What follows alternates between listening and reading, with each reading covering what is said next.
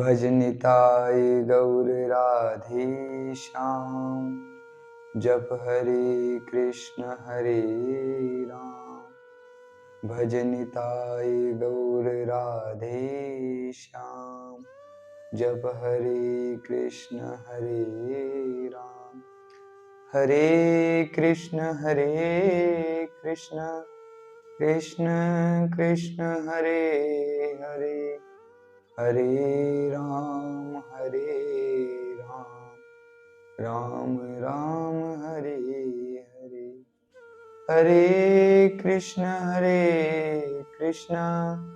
कृष्ण कृष्ण हरे हरे, हरे राम राम राम हरे हरे।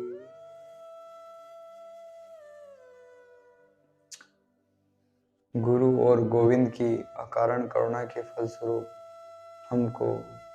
हम सभी अपने मन को समझाएं पाठ पर सत्संग करने का अवसर प्राप्त हो रहा है, जिसमें हम अपने मन को समझाएंगे। हमें क्या करना है, इसके लिए हमारे मन को समझाना बहुत आवश्यक है।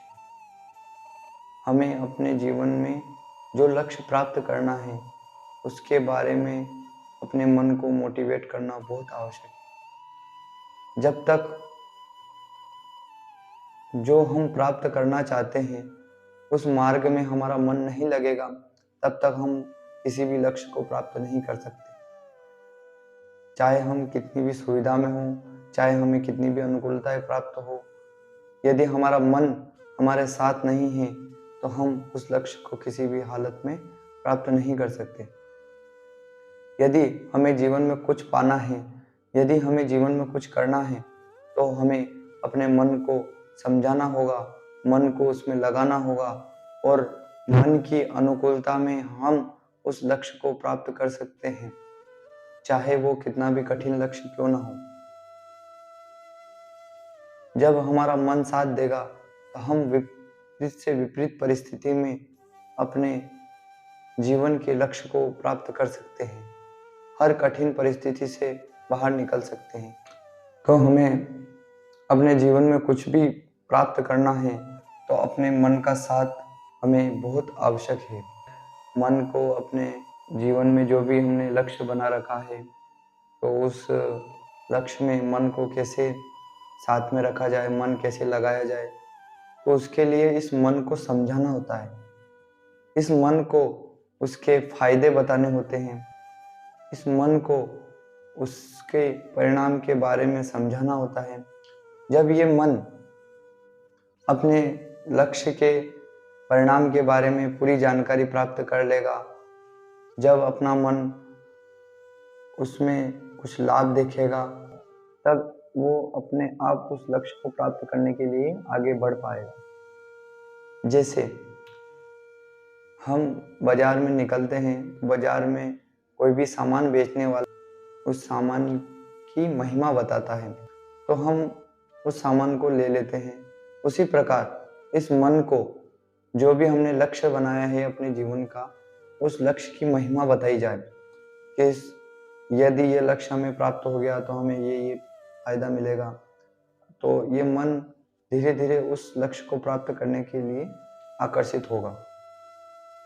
तो बार बार इस मन को समझाना होता है, क्योंकि ये इस मन की एक आदत होती है भटकने की। ये बार बार भटक जाता है, जिधर इसको आसक्ति मिलती है, जिधर इसको जिसकी भी इसको महिमा पता चलती है, उधर ये भागने लगता है। परंतु जो हमने लक्ष्य बनाया है अपने जीवन का, उस मन को उधर बार बार उस लक्ष्य की महिमा बताकर लगाना पड़ता है। जब ये मन उस लक्ष्य को ही अपना जीवन मान लेगा, तो फिर दुनिया का कठिन से कठिन मार्ग भी हमारे लिए बहुत आसान हो जाएगा। हम किसी भी कठिन से कठिन परिस्थिति में इस मन के अनुकूलता में बाहर निकल जाएंगे। यदि मन प्रतिकूल रहेगा, हम कितनी भी सुविधा में क्यों ना हो, हम कुछ भी नहीं कर सकते। इसलिए हमें अपने मन को समझाना बहुत आवश्यक है। तो अपने अपने जीवन का सभी ने लक्ष्य बना रखा है।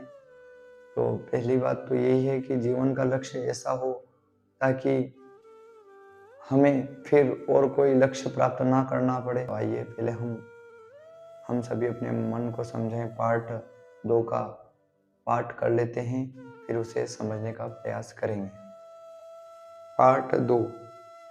पार्ट 2 हम सभी अपने मन को समझाएं। हे मेरे मन, यह मनुष्य शरीर बहुत अमूल्य है। इस देह को पाने को देवता भी तरसते हैं, क्योंकि इस मनुष्य शरीर के रहते जीव अपना कल्याण कर सकता है। बाकी जितनी भी योनियां हैं वो भोग योनियां हैं, अर्थात उनमें जीव पुराना कर्म भोग सकता है, नया कर्म कुछ भी नहीं कर सकता। इसलिए हे मेरे मन, तू समय मत बिगाड़। तू समय रहते अपना कल्याण कर ले, वरना तुझे बाद में पछताना पड़ेगा।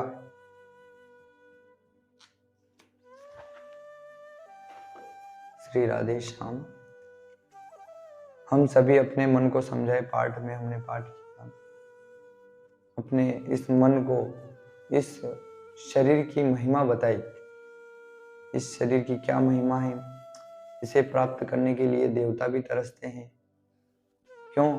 क्योंकि इस शरीर में रहकर हम अपने जीवन के कल्याण का कर्म कर सकते हैं, कि अर्थात हम भक्ति कर सकते हैं, नाम जप कर सकते हैं, कथा श्रवण कर सकते हैं और अपने जीवन का कल्याण कर सकते हैं। बाकी जितनी भी योनियां हैं, कुत्ता, भेड़, बकरी, बिल्ली, सूअर, जितनी भी योनियां हैं उन्हें भोग योनियां बताई गई है, अर्थात उनमें रहकर जीव भक्ति नहीं कर सकता, अपना जीवन का कल्याण नहीं कर सकता, केवल उसमें पुराना जो भी कर्म है वो भोग सकता है। तो जो 84 लाख योनियां हैं उनमें केवल एक मनुष्य जन्म ही हमारे लिए एक सुंदर अवसर है, जिसमें हम रहकर भगवान की भक्ति कर सकते हैं, नाम जप कर सकते हैं, कथा श्रवण कर सकते हैं और अपना कल्याण कर सकते हैं। बाकी इस शरीर के अलावा ऐसी कोई भी योनि नहीं है, कोई भी शरीर नहीं है जिसमें रहकर हम अपना कल्याण कर सकें। तो हम सभी अपने मन को समझाएं कि हे मेरे मन, ये ऐसा सुंदर अवसर पाकर तू क्यों इसे खो रहा है? क्यों नहीं तू भक्ति करके अपना कल्याण कर लेता? क्यों इस संसार के व्यर्थ कामों में, व्यर्थ बातों में अपना समय बिगाड़ रहा है? क्यों नहीं अपने कल्याण के पथ पर लगता?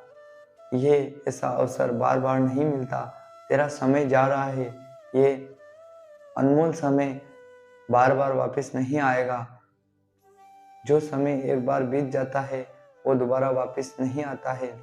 और जब तेरा शरीर छूट जाएगा, तेरे हाथ केवल पछतावा रहेगा और पछतावे के सिवा और कुछ भी नहीं रहेगा।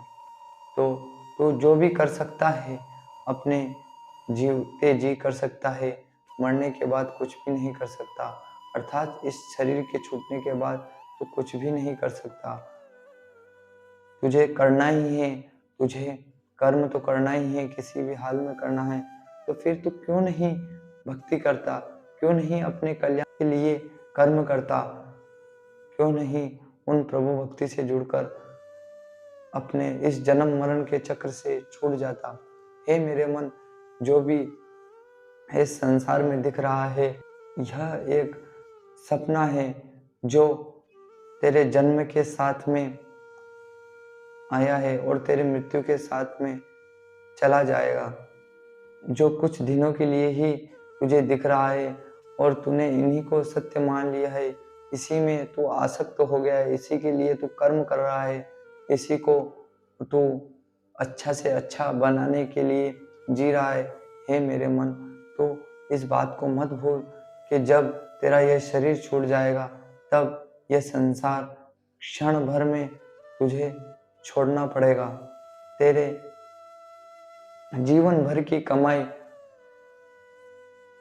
तुझे यहीं छोड़नी पड़ेगी, जिसके लिए तू दिन रात एक कर रहा है, जिसके बारे में तू सोते जागते उठते बैठते सोचता है कि मैं कमा लूँ, खा लूँ, पी लूँ, भोग लूँ, ऐसा कर लूँ, वैसा कर लूँ, ऐसा बढ़ा लूँ, ऐसे रिश्तेदार कर लूँ, ऐसे मकान बना लूँ।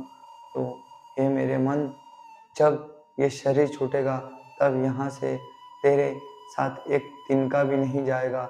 जो जिसके लिए तू पूरा जीवन व्यतीत कर रहा है, उसमें से तू एक पैसा भी नहीं ले जा सकता। तो हे मेरे मन, इसी के लिए पूरा जीवन क्यों बर्बाद करना? जितना तेरे इस शरीर के लिए आवश्यक है, इस शरीर संबंधी के लिए आवश्यक है, उतना ही कमा और इसमें से अधिक समय निकाल कर तो अपने कल्याण के लिए लगा। क्योंकि असली धन भगवान का नाम है, भगवान की भक्ति है, क्योंकि इसी से तेरा कल्याण होगा और यही तेरे काम में आएगा। बाकी ये संसार के करोड़ों अरबों खरबों की संपत्ति तेरे लिए एक दिन धूल के बराबर हो जाएगी और उस दिन तुझे केवल पछताना ही हाथ लगेगा और कुछ भी हाथ नहीं लगेगा। क्योंकि जो तेरे पास जो अनमोल समय है तो उसे व्यर्थ कामों में बिता रहा है।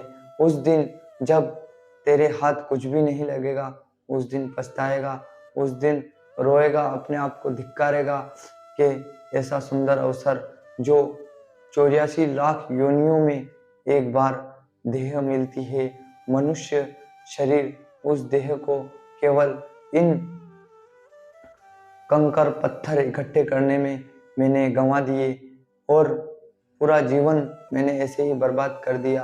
कभी भी प्रभु को नहीं भजा, प्रभु की भक्ति नहीं की और अपने जीवन के कल्याण के लिए कुछ भी नहीं किया और कभी मंदिर भी गया, कभी भगवान की भक्ति भी करी, तो इसलिए करी ताकि ये संसार के कूड़ा करकट और बढ़ जाए, संसार की संपत्ति मिल जाए, संसार का धन वैभव ऐशो आराम मिल जाए। तो हे मेरे मन, अब तू जाग, अब मत सो, अब इस सुंदर अवसर को मत गंवा, क्योंकि ऐसा सुंदर अवसर बार बार नहीं मिलता, ये मनुष्य शरीर बार बार नहीं मिलता और जब भी मिलता है वो प्रभु की दया से मिलता है और प्रभु ने तेरे ऊपर दया की है। तो हे मेरे मन, जब उस दयालु की दया हो गई है तो तू क्यों पीछे हट रहा है? तू क्यों भक्ति नहीं करता? तू क्यों हरि भजनों में नहीं लगता? क्यों अपने कल्याण नहीं करता? हे मेरे मन, तू इस ऐसे सुंदर अवसर को मत गंवा, ऐसा अवसर बार बार नहीं मिलता। तू भक्ति करके अपना कल्याण कर ले और अपने इस जन्म मरण के चक्र से सदा के लिए मुक्त हो जा। यदि तू ऐसा नहीं कर पाया तो अगले जन्म में फिर यही संसार तुझे प्राप्त होगा, यही घर परिवार रिश्तेदार तुझे प्राप्त होंगे और इन्हीं में फिर तू उलझ जाएगा और ये चक्र तेरा कभी भी खत्म नहीं होगा। तो फिर वही दुख भरे संसार में जन्म पाएगा और इन्हीं के लिए जिएगा, इन्हीं के लिए मरेगा। तो हे मेरे मन, जब तेरे पास अवसर है तो इस अवसर का लाभ उठा और हरि भक्ति में लग जा, इसी में तेरा कल्याण है। तो इसी भावना के साथ में हम अपने मन को समझाते हुए अपनी वाणी को विश्राम देते हैं। अगले पार्ट में फिर हम अपने मन को समझाएंगे अगली शिक्षा के साथ में और अपने मन को अपने कल्याण के पथ पर लगाएंगे। तो आप सभी जुड़े रहिए और इसी प्रकार सत्संग चर्चा श्रवण करते रहिए, क्योंकि जब इस मन को इस जीवन की, इस संसार की सच्चाई पता पड़ेगी तभी ये कुछ कर पाएगा, वरना जैसे अभी तक हम करते आए हैं वैसा ये करता रहेगा और ये कभी सुधरने वाला नहीं है। तो सभी प्रेम से कहिए, जय जय श्री राधे श्याम।